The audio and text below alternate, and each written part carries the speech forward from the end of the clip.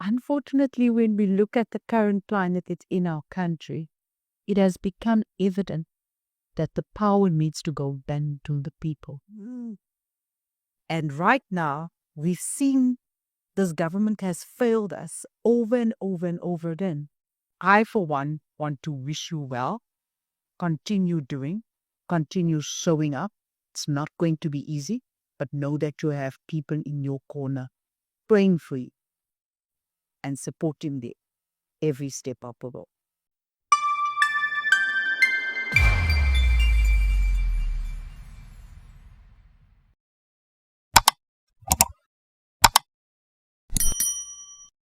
Hello everyone, welcome back to the channel.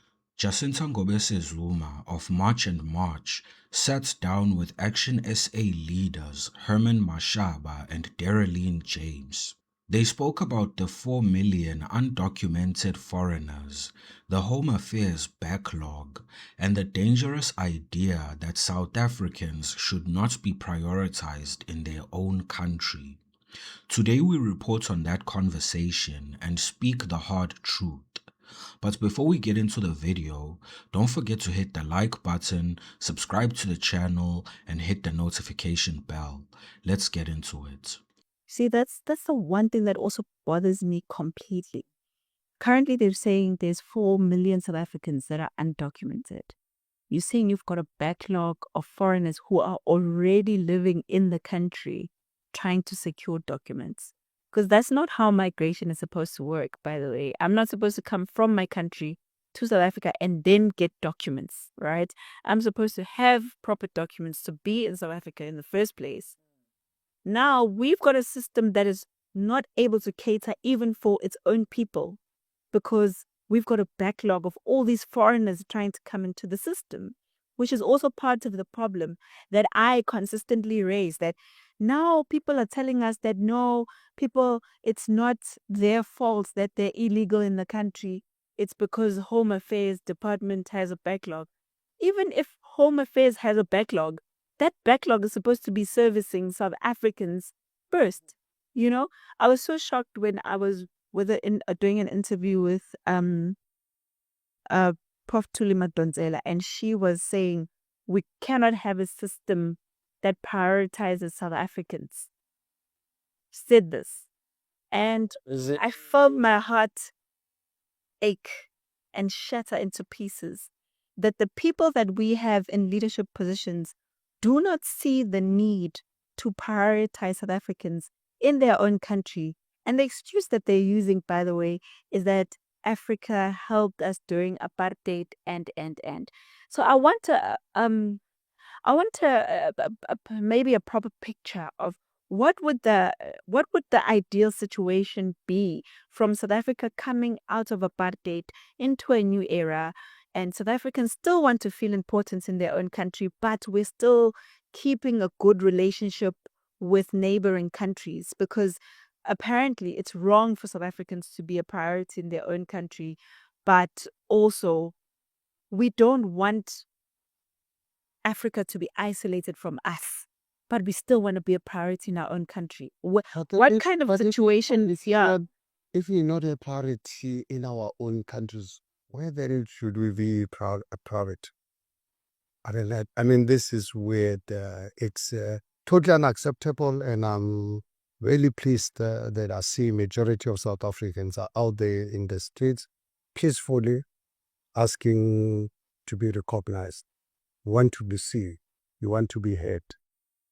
And fortunate enough, no one is going to stop us.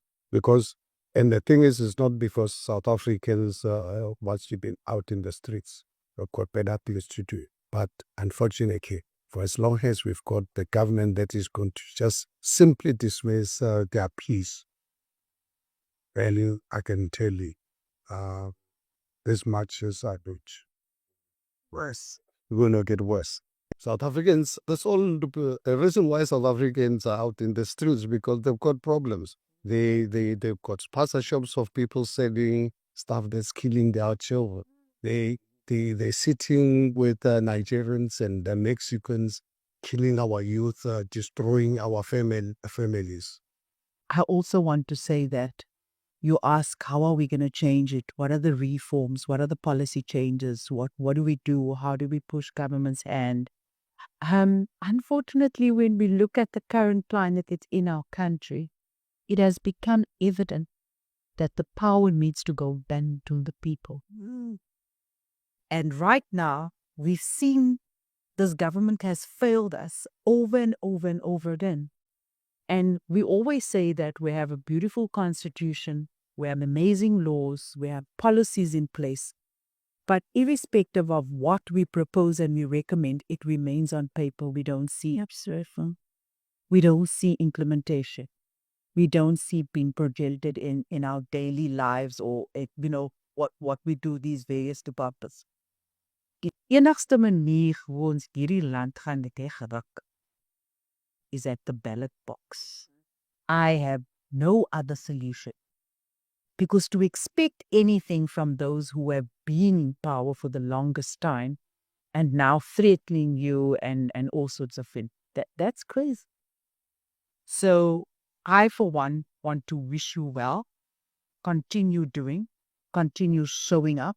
It's not going to be easy, but know that you have people in your corner praying for you and supporting you every step of the way. Don't give up. We may not even see the change happening overnight. Remember, this is a systemic problem that you have. So for South Africans to be expecting that more often dit ons almal jobs and everything is hunky-dory, that's which it's going to take a while. But you know what? It has started. And if not now, when? So the core message from all three was clear. Migration is supposed to work with proper documents before a person enters the country, not after they're already here. Yet, South Africa now has a massive backlog of foreigners who are trying to regularize their stay. That backlog is being used as an excuse. Illegal foreigners claim that it's not their fault that they're illegal in the country because Home Affairs is too slow. But even if the department is slow, its first duty is to South African citizens. A system that puts foreigners ahead of its own people is simply broken. Jacinta expressed deep shock at Professor Madonsela, who said the system cannot prioritize South Africans. That statement should alarm every citizen. If leaders and academics believe South Africans should not come first in their own country, then the problem is not only administrative, it is ideological. The usual justification is that Africa helped us during apartheid. History matters, yes, but it does not mean that South Africa must permanently surrender control of its borders or its services. Good relations with neighboring countries are possible while still putting our citizens first.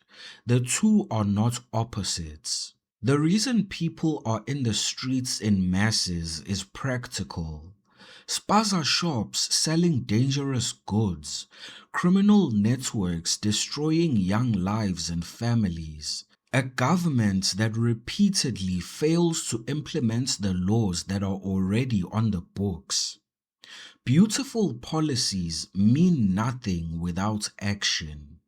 When the state dismisses the pleas of its own people, citizens have no choice but to apply pressure themselves.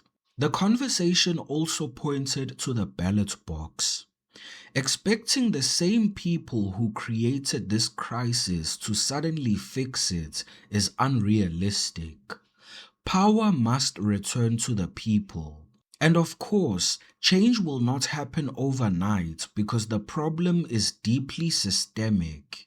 But the process has started. And as Dereleen James said, if not now, when? South Africans are not asking for isolation. They are asking for recognition in their own country. They want to be seen and heard.